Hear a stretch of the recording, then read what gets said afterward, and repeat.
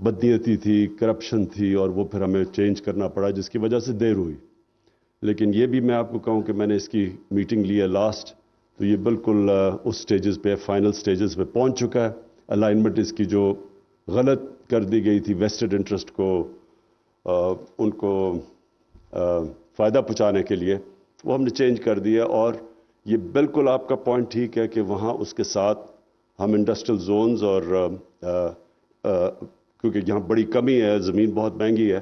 اور یہ بھی میں آپ کو کہوں کہ ہم نے یہ بھی فیصلہ کیا بہت پہلے سے, رزاق داؤد اور ہم نے, کہ اتنی زیادہ جب ایک تو زمین مہنگی ہوتی ہے انڈسٹری لگانے کے لیے, دوسرا مسئلہ یہ ہوتا ہے کہ وہاں اسپیکولیشن شروع ہو جاتی ہے, تو وہ بجائے انڈسٹری لگنے کے وہ ریل اسٹیٹ کا وینچر بن جاتا ہے. تو اس کے اوپر بھی ہم نے فیصلہ کیا کہ ہم لیز کریں گے زمین, تاکہ بڑی سستی داموں پہ ہم انڈسٹری کو زمین دیں.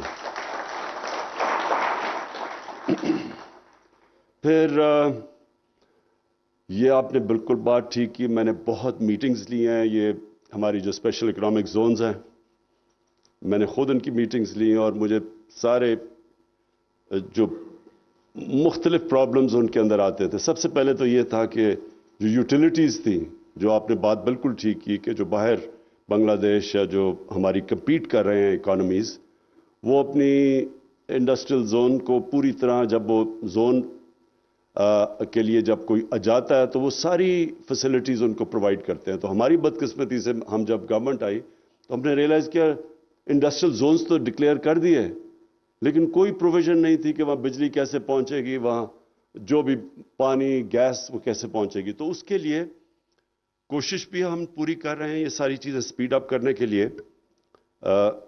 اور میں یہ بھی آپ کو آج آپ کی تجویز, میں میٹنگز تو لیتا رہا ہوں, لیکن جو ہر ہفتے میٹنگ لینی تھی وہ آپ کا آئیڈیا اچھا ہے, کیونکہ آپ وہ مجھے چیک کرنا چاہیے کہ کدھر تک پہنچی ہیں. تو میں انشاءاللہ ہر ہفتے میٹنگ لیا کروں گا. اب آپ نے بات کی مدینہ کی ریاست کی, میں ذرا کلیئر کرنا چاہتا ہوں مدینہ کی ریاست تھی کیا, تاکہ لوگوں کو ذہن میں کلیئر ہو جائے. کیونکہ لوگ عموماً مدینہ کی ریاست صرف مسجدوں میں جمعہ کی نماز کے اندر سنتے ہیں. میں کوشش یہ کر رہا ہوں کہ وہ لوگوں کی زندگیوں میں آ جائے, کیونکہ مدینہ کی ریاست دنیا کی تاریخ کا سب سے بڑا انقلاب تھا. 10 سالوں میں 622 اور 632 کے بیچ میں دنیا میں سب سے بڑا انقلاب آیا تھا. وہی انسان وہ بدل کے دنیا کے لیڈرز بن گئے تھے. تو وہ قرآن میں اللہ جب ہمیں کہتا ہے نا کہ ان کے راستے پہ چلو, تو وہ ہماری بہتری کے لیے کہتا ہے, کیونکہ وہ ایک کامیاب ماڈل تھا, دنیا کی تاریخ کا سب سے کامیاب ماڈل تھا, جس نے ٹرانسفارم کر دیا لوگوں کو. وہ جو لیڈرز بن گئے اور کئی صدیوں تک دنیا کی انہوں نے امامت کی. تو علامہ اقبال یہ کہتے ہیں کہ اگر جب بھی مسلمان معاشرہ کھڑا ہوا ہے گر کے, وہ ہمیشہ ان اصولوں کے اوپر گیا ہے جن اصولوں کے اوپر مدینہ کی ریاست کھڑی ہوئی تھی. تو سب سے 2-3 اصول بڑے امپورٹنٹ ہیں ہمارے لیے. اور وہ ابھی آپ نے جو کرپشن کی بات کی, وہ اس کے ساتھ اس کی کرپشن جو ہے وہ سمٹمز ہے.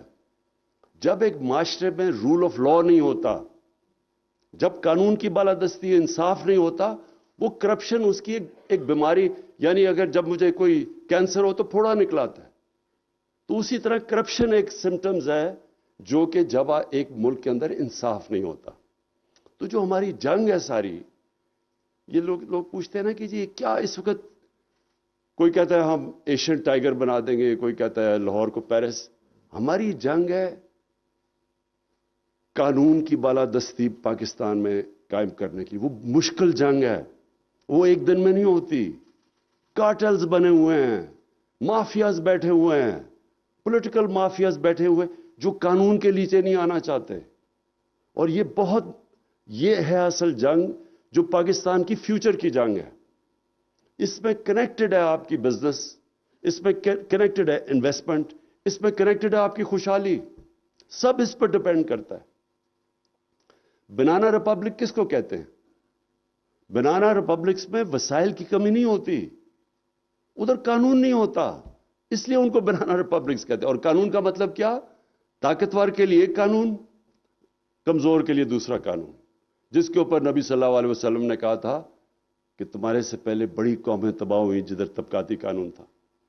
تو یہ جنگ ہے ایک، اور یہ صرف عمران خان نے نہیں لڑنی، یہ آپ سب نے لڑنی ہے جنگ. یہ ایک معاشرہ جنگ جیتتا ہے. میں تو کوشش کر رہا ہوں، ہر روز صبح اٹھتا ہوں، میں تو جہاد سمجھتا ہوں اس کو. میں تو یہ کوئی عام کوئی پرائم منسٹر بن کے، اچھا، اور یہ بھی پرائم منسٹر بننا کوئی ایمبیشن نہیں ہے. پرائم منسٹر بن کے پاکستان کو ایک عظیم ملک بنانا ایمبیشن ہے. سو یہ ہم تو اس کو جہاد سمجھتے ہیں. مافیاز کے ساتھ سب آپ تماشا دیکھیں، ہر روز افراتفری پھیلائی ہوئی، یہ ہو گیا، وہ ہو گیا، یہ ہو گیا. کیونکہ ان کا انٹرسٹ نہیں ہے کہ ایک ملک کے اندر ایک قانون کی بالادستی ہو. یہ طاقت کی حکمرانی چاہتے ہیں وہ لوگ. تو میں پہلے تو یہ بزنس کمیونٹی آپ بیٹھے ہوئے ہیں، پہلے میں آپ کو بتاؤں کہ جب ہماری گورنمنٹ آئی تو کسی پاکستانی گورنمنٹ کو اس طرح کے چیلنجز نہیں سامنا کرنے پڑے. سب سے پہلے کسی پاکستانی گورنمنٹ کو اتنے بڑے فسکل ڈیفیسٹ اور کرنٹ اکاؤنٹ ڈیفیسٹ، یعنی اتنے بڑے خسارے پاکستان کی تاریخ کو کسی گورنمنٹ کو فیس نہیں کرنے پڑے. اگر وہ ہمارے دوست Saudi Arabia, U A E, China وہ ہمیں فنڈز نہ دیتے تو ہم ڈیفالٹ کر گئے تھے. ہمارے پاس پیسے نہیں تھے دینے کے لیے جو ہماری لائبلٹیز تھی، اور ہم کہہ بھی نہیں سکتے تھے کیونکہ ڈر تھا کہ روپے کے اوپر پریشر نہ پڑ جائے. ہمارے پاس تو ریزروز ہی نہیں تھے روپے کو گرنے سے روکنے کے لیے. تو اس سے بڑے مشکل وقت سے نکلے، اکانومی سٹیبلائز ہوئی. پھر جو کہ ایک صدی میں ایک دفعہ کرائسس آتا ہے، کووڈ، وہ آ گیا. اس سے نکل ہی رہے تھے، سٹیبل ہی ہو رہی تھی، کووڈ آ گیا. تو کووڈ کے اندر جس طرح پاکستان نکلا ہے، میرے نہیں خیال میں لوگ پوری طرح اپریشیٹ کرتے ہیں کہ اللہ نے ہمیں کس طرح نکالا ہے اس میں سے. اپنی اکانومی بھی ہم نے بچا لی، اپنے لوگوں کی جانیں بھی بچا لی. دنیا میں دیکھ لیں کہ کیا تباہی مچائی ہے کووڈ نے. ہندوستان ہمارے سے کتنی آگے ان کی گروتھ ریٹ تھی، ان کی مائنسز میں گروتھ ریٹ چلی گئی. ان کے لوگ ہمارے سے پتہ نہیں، کوئی فگر کہتا ہے کہ 10 لاکھ مرے، کوئی کہتا ہے 30 لاکھ مرے. ہمارے دیکھیں اللہ نے کتنا کرم کیا. تو وہ بڑے مشکل فیصلے کیے جو میرے تب فیصلے کیے، آج بورس جانسن انگلینڈ میں وہ فیصلے کر رہا ہے. ہم نے تب یہ فیصلہ کیا کہ ہم نے اپنے لوگوں کو بھوکے نہیں مرنے دینا. اور وہ جو ہمارا فیصلہ تھا، اگر میں وہ لاک ڈاؤن کر جاتا، جو 3 مہینے مجھے تنقید کی گئی کہ جی لاک ڈاؤن کرو، آج آپ دیکھتے کہ ملک کے اندر کیا حالات ہونے تھے. اور پھر اس کے بعد ایک اور کرائسس آ گیا، جو کموڈٹی دنیا میں جو سپلائی لائنز افیکٹ ہوئی، دنیا میں ریکارڈ کموڈٹی پرائسز چلے گئے. آج اب یہ پاکستان کی مہنگائی پرابلم نہیں ہے. مہنگائی، لوگ تکلیف میں ہیں مہنگائی سے، لیکن ساری دنیا میں تکلیف میں ہیں لوگ مہنگائی سے. میں وہ دیکھ رہا تھا، جو بائیڈن کو ڈونلڈ ٹرمپ اٹیک کر رہا ہے کہ مہنگائی کے اوپر، بورس جانسن کو پارلیمنٹ کے اندر اس کے اپنے ایم پیز کہہ رہے ہیں کہ اتنے گیس پتہ نہیں کتنے گنا بڑھ گئی ہے، اور اس کو مہنگائی کے اوپر کر رہے ہیں. ساری دنیا کے اندر اس وقت ریکارڈ مہنگائی ہے، کیونکہ کموڈٹی سپلائی لائنز افیکٹ ہوئی، کموڈٹی پرائسز اوپر. اور آپ بزنس کمیونٹی ہیں، آپ کو تو پتہ ہے کہ سٹیل کدھر سے کدھر گیا، کوئلہ کی قیمت کدھر سے، گیس کی قیمت کدھر سے کدھر گئی. جو امپورٹ کرتے ہیں یہاں ہم پام آئل، وہ دگنے سے بھی اوپر چلا گیا. تو وہ ہمیں پھر ادھر سے نکل کے امپورٹڈ انفلیشن ہمارے ملک میں آئی اور لوگ تکلیف میں ہیں. لیکن اس میں پاکستان کیا کر سکتا تھا؟ ابھی بھی پاکستان سستا ہے. ہماری پٹرول اور ڈیزل کی قیمتیں دیکھیں، تیل کی، اور کمپیئر کریں ہندوستان سے، بنگلہ دیش سے، ہم سب سے سستا ملک ہیں ابھی بھی. سو مشکل وقت تھا، چیلنجز آئے، اور پھر افغانستان کا چیلنج آ گیا. یہ بھی ایک بہت بڑا شوق ہے. وہاں سے لوگوں کو اپنی کرنسی کے اوپر خوف ہو گیا کہ وہ کرنسی گر رہی ہے، انہوں نے ڈالر پاکستان سے خریدنے شروع کر دیے. یہاں سے ڈالر افغانستان جانا پڑا، روپے پہ پریشر پڑ گیا. تو یہ ایک اوور آل، میں صرف آپ کو سمجھا رہا ہوں کہ چیلنجز ہمیں کیسے فیس کیے. لیکن اللہ کا شکر ہے، میں صرف آپ کو دینا چاہتا ہوں اسٹیٹسٹکس کہ بڑی سارا وقت نیگیٹیوٹی آتی رہتی ہے، تو میں صرف آپ کو بتانا چاہتا ہوں کہ اس سب کے باوجود پاکستان کی جو ایکسپورٹس، وہ پاکستان کی تاریخ میں آپ سب جانتے ہیں 31 ارب ڈالر، یہ ہماری تاریخ کی سب سے زیادہ ایکسپورٹس ہیں۔ یہ ساری چیزیں جو پاکستان میں ویلتھ کریٹ کرتی ہیں، جس کی وجہ سے گروتھ ریٹ بڑھی ہے پاکستان میں۔ ریمیٹنسز، پاکستان کی تاریخ کی سب سے زیادہ 32 ارب ڈالر پہ ریمیٹنسز آئیں۔ ٹیکس ریونیوز، میں جب گورنمنٹ میں ہماری جب آئی تو میری ایمبیشن تھی، میں نے کہا پاکستان میں ہم 8,000 ارب روپیہ ٹیکس اکٹھا کریں گے، تو اس باری ریکارڈ ٹیکس کلیکشن ہوئی ہے 6,000 ارب۔ 6,000 ارب سے اوپر ہماری ٹیکس کلیکشن ہے، اور صرف آپ یہ دیکھیں کہ ایک سال میں ہم نے 1,300 ارب روپیہ اضافی ٹیکس اکٹھا کیا اپنے ٹارگٹ سے۔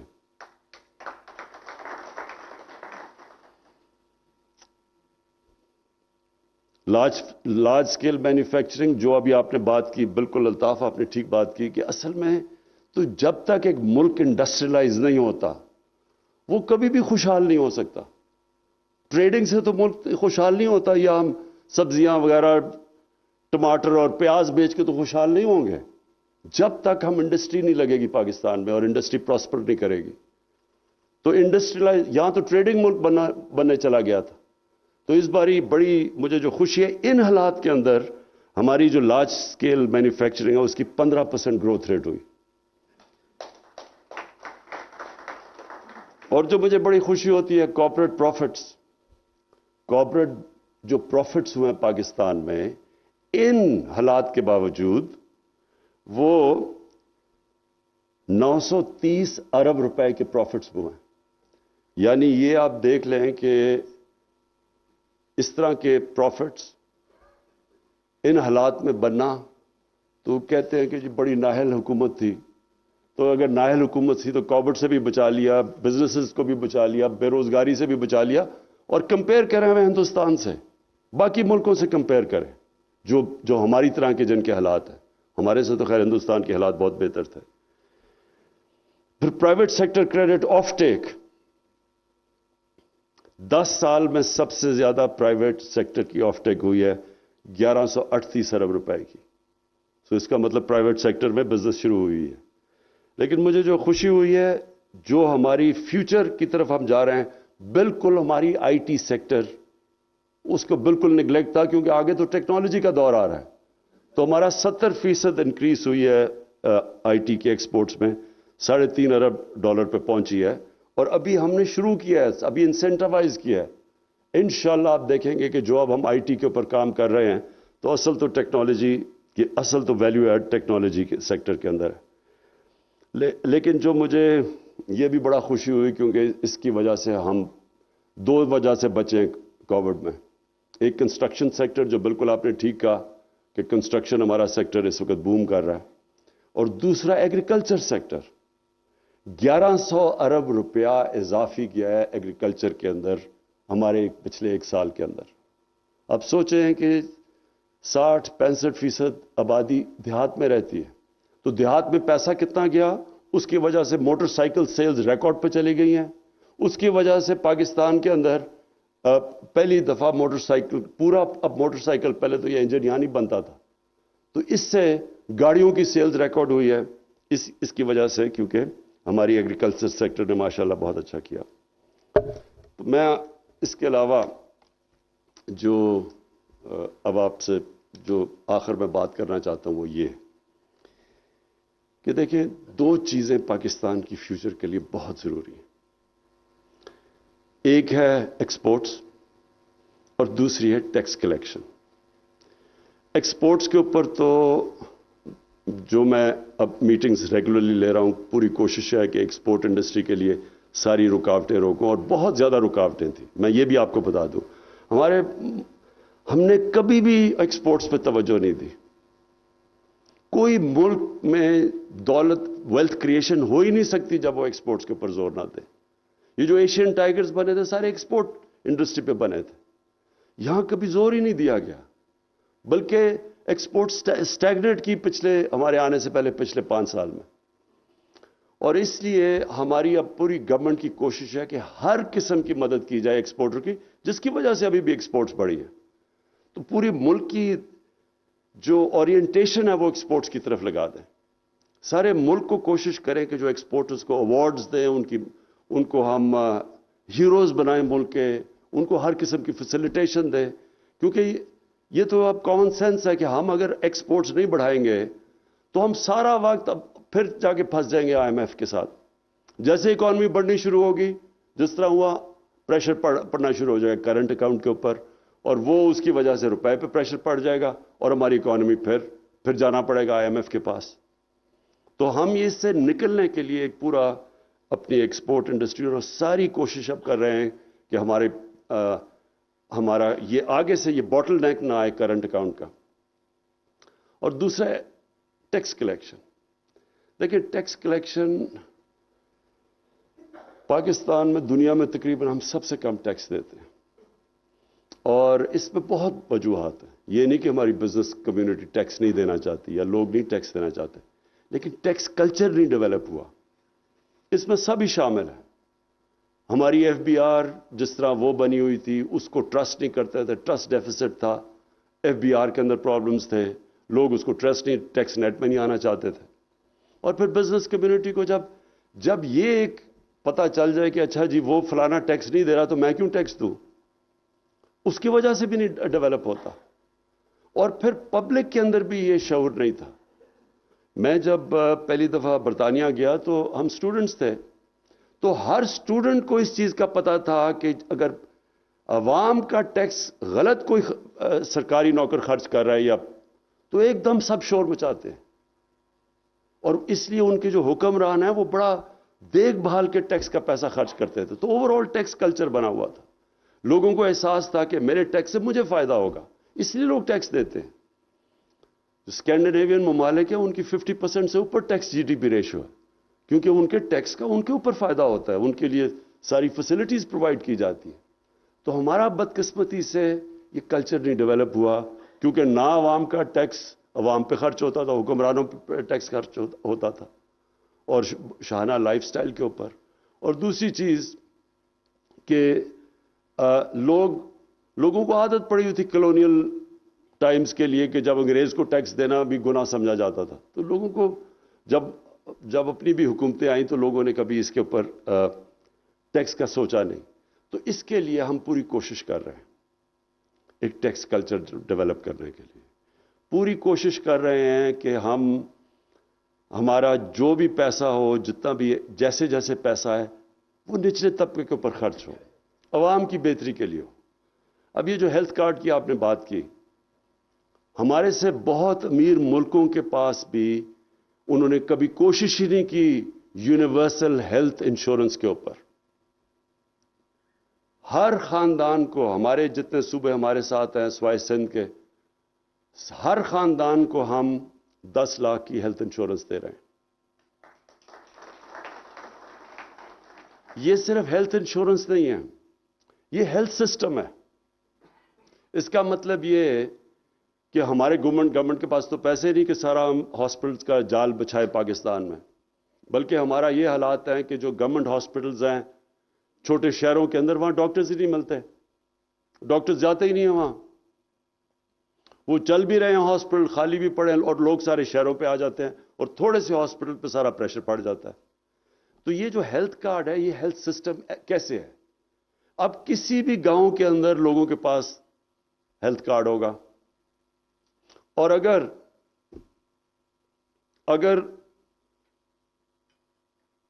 وہاں گورنمنٹ ہاسپٹل صحیح کام نہیں کر رہا تو کوئی پرائیویٹ ہاسپٹل کھلے گا, لوگ ادھر چلے جائیں گے, کیونکہ کسی بھی ہاسپٹل میں ہیلتھ کارڈ سے جا کے اپنا علاج کروا سکتے ہیں. یہ صرف غریب لوگ ہی نہیں, یہ سفید پوش لوگ بھی جو ہے لوور مڈل کلاسز بھی ہیں, جن کے اندر کئی دفعہ ایک جھٹکا پڑتا ہے بیماری کا, سارا خاندانی غربت کی لکیر کے نیچے چلا جاتا ہے. ابھی مجھے بڑی خوشی ہوئی, مجھے میسج آئی ڈاکٹرز ہاسپٹل سے کہ پہلا انہوں نے ہیلتھ کارڈ کے اوپر ہارٹ ٹرانسپلانٹ کیا غریب آدمی کا. تو میں صرف یہ کہنے کا مقصد یہ ہے، کوشش میری کیا ہے، پہلے تو بزنس کمیونٹی کو پوری طرح فیسیلیٹیٹ کریں. یہ جو ابھی میں نے کارپوریٹ آپ کو پروفٹس بتائے ہیں، جتنی زیادہ پروفیٹیبلٹی ہوگی اتنی زیادہ انویسٹمنٹ ہوگی. کوئی خیرات کے لیے تو بزنس نہیں کرتا، بزنس تو تب کرتا ہے کہ اسے پروفٹ ملے. تو یہ آپ کو میں بتا دوں کہ ہماری گورنمنٹ کی پالیسی یہ ہے کہ بزنس کو بزنس پروفٹس پورے بنائیں اور پھر بزنسز ٹیکس دیں تاکہ ہمارے پاس پیسہ آئے کہ ہم اور خرچ کریں انفراسٹرکچر کے اوپر تاکہ آپ کے لیے بہتری ہو، بزنس کے لیے آپ کی آسانیاں ہوں. اور پھر دوسرا، نچلے طبقے کو اوپر اٹھائے، جو ہمارا بہت بڑا، کبھی پاکستان کی تاریخ میں اتنا بڑا پروگرام نہیں ہوا سوشل ورک کا، جو احساس پروگرام ہے، جس میں اسکالرشپس ہیں، جس میں نیچے اسٹائپنڈز ہیں، جس میں قرضے ہیں سود کے بغیر.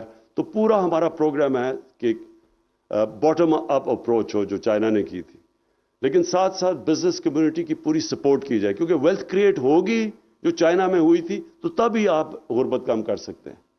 تو بزنس کمیونٹی کو میں اس طرح، میرا پیغام یہ ہے. رزاق داؤد ہمارے منسٹر ہیں جو کہ بزنس کمیونٹی سے میں نے خود لیے تھے، اس لیے کہ ان کو پتہ ہے کہ بزنس کمیونٹی کے ایشوز کیا ہیں. سو ہم سارا وقت ڈسکس کرتے ہیں. فائنانس منسٹر جو ہیں وہ 50 سال سے پاکستان کی بزنس کمیونٹی کے اندر ہیں، ان کو پتہ ہے کہ کیا ایشوز ہیں. سو آپ کے لیے صرف یہ میں بتانا چاہتا ہوں کہ یہ سمجھیں کہ ہماری گورنمنٹ وہ ہے جس کا کانسٹنٹلی، جو ایز آف ڈوئنگ بزنس کہتے ہیں آپ، کانسٹنٹلی ہماری کوشش ہوگی آپ کے مسئلے مسائل کم کریں، جو بھی گھٹائیں، تاکہ آپ کے لیے آسانیاں ہوں. آپ کی پروفیٹیبلٹی میں بھی پوری مدد کریں گے کہ لوگ پروفٹس بنائیں. ساتھ ساتھ آپ سے پوری کوشش کریں گے آپ کی چیمبرز کے تھرو کہ ٹیکس کلچر آپ ڈیولپ کریں، ٹیکس دیں. یہ جو ہم نے ابھی جسے منی بجٹ کہتے ہیں، اس میں تو صرف ایک ہی کوشش ہوئی ہے. اصل میں تو عام لوگوں کے لیے لگژری گڈز کے اوپر تھوڑا پڑا ہوگا، اور وہ ہونا بھی چاہیے، پیسے والے لوگوں کو زیادہ دینا چاہیے. لیکن اصل میں ڈاکیومنٹ کرنے کی کوشش کی ہے کہ ہماری اکانومی ڈاکیومنٹ ہو. ڈاکیومنٹ ہوگی تو ٹیکس کلیکشن بڑھے گی. جو مجھے شوکت ترین آج ہی بتا رہے تھے کہ ہماری جو ریٹیل مارکیٹ ہے وہ کوئی 18 ٹریلین کی ہے، لیکن جو رجسٹرڈ ہے وہ صرف 3 ٹریلین ہے، باقی ساری ٹیکس نیٹ سے باہر ہے. تو ہم ایک ماڈرن اکانومی نہیں بن سکتے جب تک یہ ہم ٹیکس کلچر نہ ڈیولپ کریں. ساتھ ساتھ میرا یہ آپ سے وعدہ ہے کہ ہم کانسٹنٹ ریفارمز کر رہے ہیں FBR میں، آٹومیشن لے کے آ رہے ہیں تاکہ کم سے کم ٹاکرا ہو ٹیکس کلیکٹر کا اور لوگوں کا، تاکہ جو ساری دنیا میں ہے ماڈرن ٹیکس سسٹم کہ اس کے اندر آٹومیشن آئے. تو وہ ہم دونوں طرف سے کام کر رہے ہیں. اور مجھے یہ آخر میں صرف آپ کو یہ کہنا چاہتا ہوں کہ یہ 3 سالوں میں جتنا لوگوں نے اتنے ہمیں پرابلمز آئے، لوگوں نے سارا مجھے کہا جی کہ عمران صاحب آپ مایوس تو نہیں ہو گئے. میں آج آپ کو کھڑے ہو کے کہتا ہوں کہ یہ ہے ایک سائیکل، یہ جو 2-3 مہینے کا ہے، یہ جو کموڈٹی پرائسز اوپر گئے ہیں سپلائی شارٹیج کی، کووڈ کی وجہ سے. یہ 3 مہینے کے بعد انشاءاللہ آپ یہ دیکھ لیں گے کہ جو پوٹینشل پاکستان میں بڑھنے کا ہے، جو انٹرسٹ باہر لوگوں کو پاکستان کا ہے، جن چیزوں کے اوپر ہم نے کبھی توجہ ہی نہیں دی، مثلا ٹورزم ہے، ہم نے کبھی توجہ ہی نہیں دی. اس ملک میں ٹورزم اندر بھی ایکسپلوڈ کر گئی، باہر سے بھی انٹرسٹ ہے، کووڈ کی وجہ سے وہ نہیں.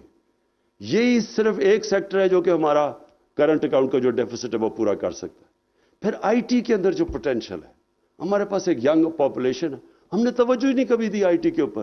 ہندوستان کی $150 ارب کی ایکسپورٹس ہیں، ہم نے کبھی اس کے اوپر کوئی انسینٹیوز ہی نہیں ان کو دیے. وہ باہر جا کے، دبئی جا کے، ہمارے ینگ سافٹ ویئر IT کے انجینئرز وہاں جا کے بیٹھے ہوئے ہیں، پاکستان میں نہیں، کیونکہ ہم نے ان کے لیے وہ سٹرکچر ہی نہیں کریٹ کیا. سو اس ملک میں ہر جگہ پوٹینشل ہے. ایگریکلچر کے اندر ریکارڈ ہماری کراپس ہوئی ہیں، 4 کراپس پاکستان کی تاریخ کا سب سے بڑا ریکارڈ ہوا ہے. لیکن یہ بھی کچھ نہیں ہے. ہم نے صرف جیسے جیسے اس کی پروڈکٹیوٹی اور ٹیکنالوجی اور بہتر سیڈز کا کرے، اور ہمیں بڑا فائدہ ہے کہ چائنا پورا ہماری مدد کر رہا ہے اس میں. ہم اگر دگنی بھی اپنی پروڈکشن کر دیں، چھوڑیں کہ باقی 3 گنا زیادہ ان کی ییلڈز ہیں اور دودھ کی ان کی 4 گنا زیادہ ہے، ہم صرف ڈبل ہی کر دیں تو پاکستان صرف ایگریکلچر میں سیلف سفیشینٹ خوشحال ہو جائے گا. سو اس میں بہت پوٹینشل ہے ہمارے ملک میں. اور یہ جو اونچ نیچ ہوئی ہے تھوڑی سی، یہ ایکسٹرنل شاک سے ہوئی ہے.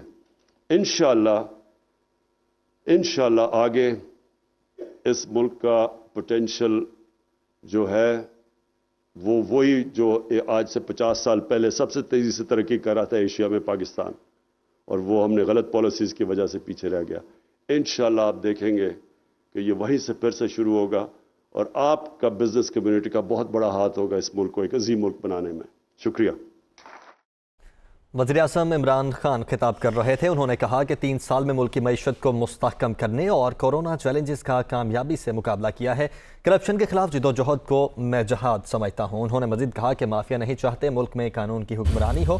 ریاست مدینہ کا مقصد لوگوں کی زندگیوں میں مثبت انقلاب پیدا کرنا ہے. پاکستان کو عظیم ملک بنانا ہمارا مقصد ہے. صنعتیں لگانے کے لیے سرکاری زمین لیز پر دینے کا فیصلہ کیا ہے. ساتھ ہی ساتھ انہوں نے یہ بھی کہا کہ عالمی مہنگائی کے اثرات سے عوام کو بچانے کے لیے اقدامات کر رہے ہیں.